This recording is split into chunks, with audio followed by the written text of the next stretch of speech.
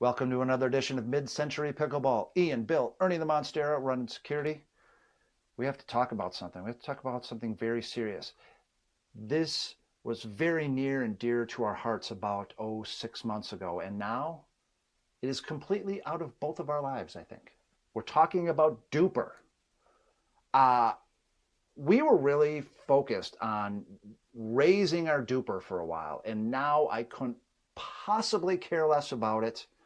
I think DUPR's messing up, and we're going to talk about that. Where are you, Ian, at with DUPR? And I should mention something. Your DUPR rating may have an effect on your pocketbook. That's true. That's absolutely true. Because I'm a PPR certified coach, and they actually do have different tiers for coaching. So a lot of people are using their DUPR rating as a sort of monetizable asset, Sure. right? So if you go on YouTube and you say, "Oh, I'm a 5.0 or whatever," and it's tricky because DUPR is notoriously unreliable. I mean, even within our little circles that we have here, Yep. it happens to be that a lot of people are in little bubbles of higher DUPR. And even before these changes to the DUPR rating system, they didn't want to play outside of those bubbles. And I think with good reason, too. Yeah. To explain, the new algorithm basically rewards lower players for keeping a game close, right? If Right. if a Yeah. 3-5 and a 3-7-5 play a 4-0 and a 4-0, if the 3-5 and 3-7-5 get up to 11-8, their DUPR will go up a little bit and the 4-0s will Right. take a hit. So basically, there's a spread that it expects, but we don't know exactly how it calculates that spread. Right. And especially when there's a big discrepancy between partners' DUPR ratings. Right. How does it calculate that discrepancy? They haven't really shared that. I have I have two takes on this. I see the benefit from that from the lower player's perspective because listen, if you gut one out, if you're playing great and you take a net cord and you lose 11-9, maybe you should get rewarded for keeping it tight with that really good player. Now on the other hand, I see this being detrimental to rec play. Now no one plays rec play anymore.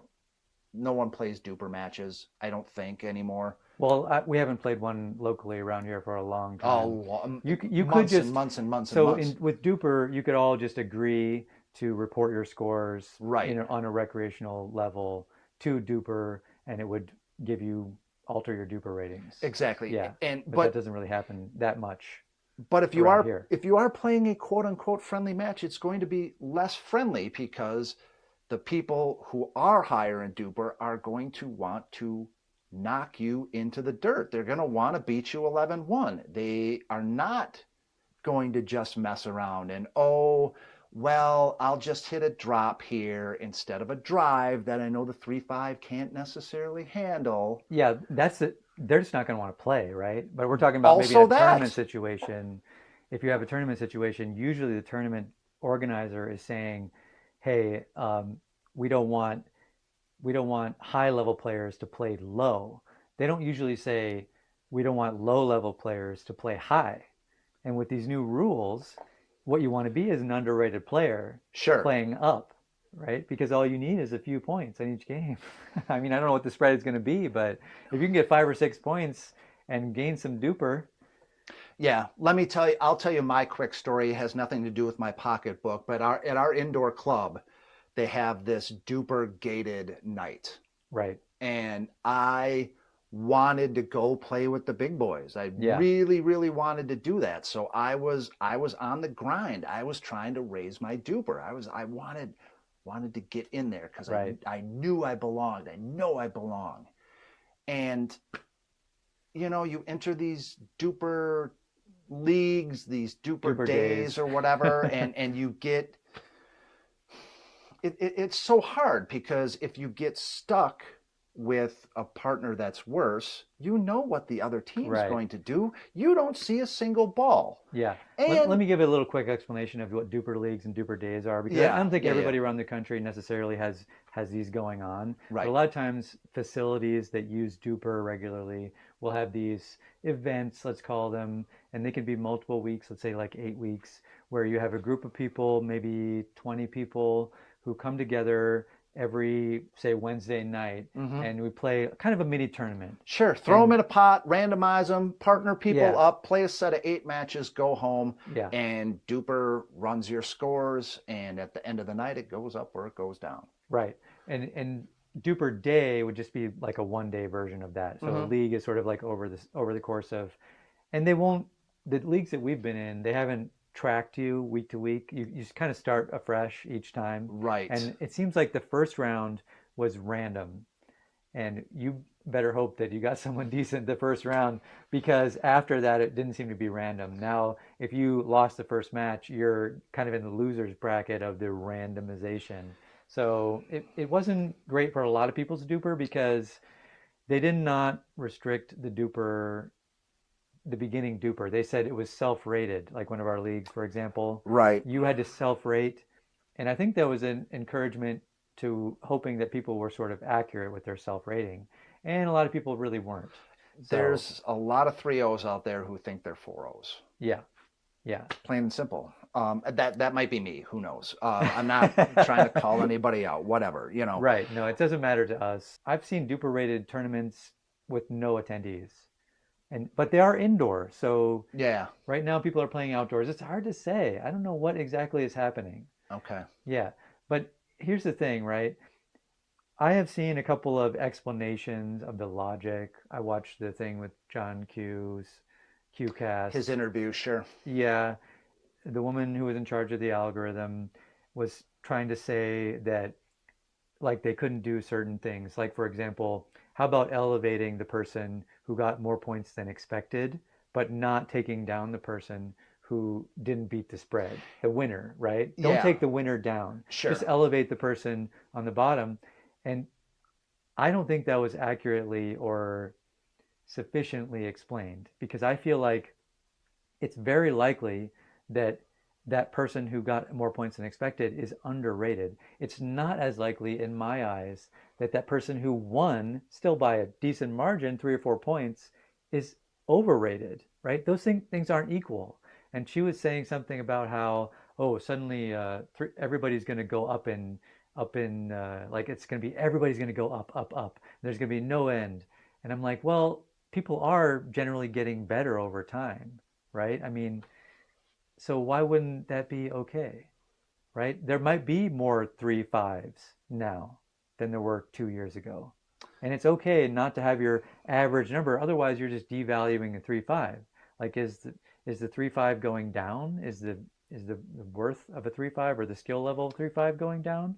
Or are there just more 3 6s and 3 7s and 3 8s than there were before? The whole point of this is to try to put yourself in relative to other players um And to have a good match, right, right? right.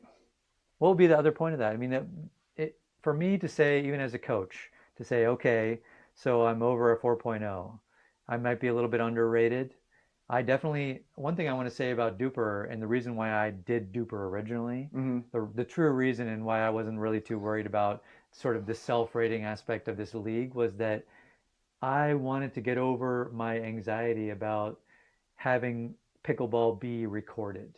I realized that when I started playing my first tournaments and started doing even just duper rated matches, I had a lot of sort of, I wanted to play really well. I didn't want to let my partner down. I got Sure, very tight, sure. and it took me hours. I think I calculated it took me about 20 hours of duper rated matches to really get in there and be like, I feel comfortable doing We this. were nervous as heck for the Yeah, first tournament we played back in the spring or whatever. right. We were, oh, So you just play 70% of your normal game. we were clenched up like crazy. Yeah, Now we played a good tournament, but we certainly could have played better. The nerves were absolutely there, right. especially that first game, Yeah, because yeah, you want to live up to some sort of standard that this number. right. So if the number is really supposed to represent a player's rating, their skill level, Yeah. right? Then you should not be penalizing players for winning in any shape or form. That's my opinion. That's my final take on this thing. They should Sure. not be doing this. It is completely wrong. I think that their logic is completely flawed. I want to hear your take. I want to hear your take. Let me know. I will respond to your comment. Let us know what you think about DUPR these days. Do you have a DUPR rating? Are you going to get one? Are you going to continue to work on it, and why? Okay. I'll say, listen, I tend to agree with you, but I also think there should be a reward for a lower rated player in a gutty Oh, I loss. agree with that. I just don't think the winner should lose rating because I think it's just far more likely that that lower rated player is underrated, Okay. as I said. All right. Listen, very controversial.